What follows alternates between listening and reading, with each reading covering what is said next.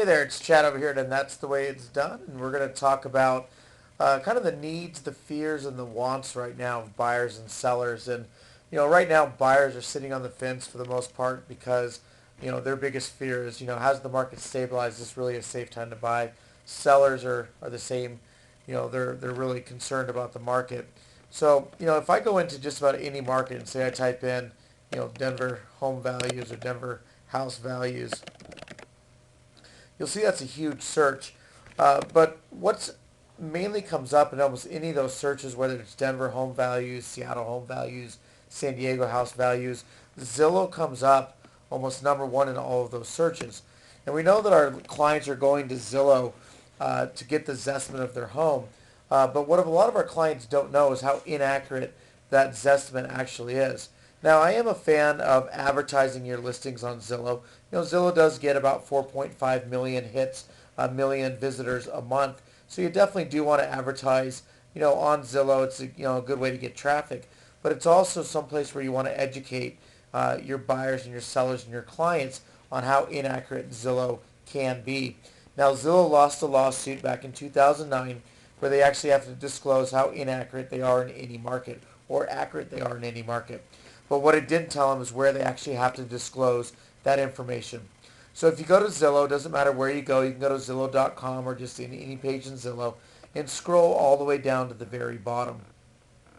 What you'll see at the bottom is all of these look like live links where you can actually change. They change colors. They look like live links. The only link that doesn't change is this link right here, Zestimates, Values, and Accuracies. And what I found is most agents have never been in here. And if an agent has never been in here, there's no way that a client would ever even find this. So if I click on this Estimates, Values, and Accuracies, what this will do is will let me know exactly what a Zestimate is. It's Zillow's estimated market value of the home.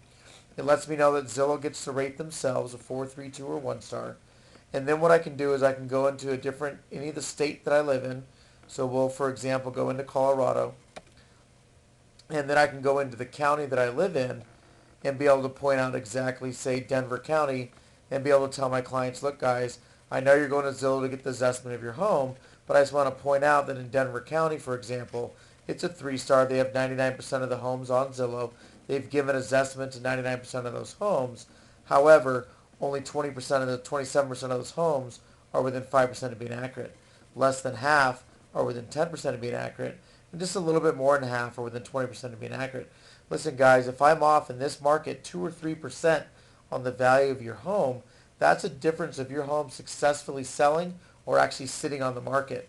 In Denver County, Zillow is actually off 10.3%. So to find out why I'm succeeding in this market, why a lot of agents are failing, use me, the real estate agent that has an actual license to the MLS, and take this Zestimate with a grain of salt.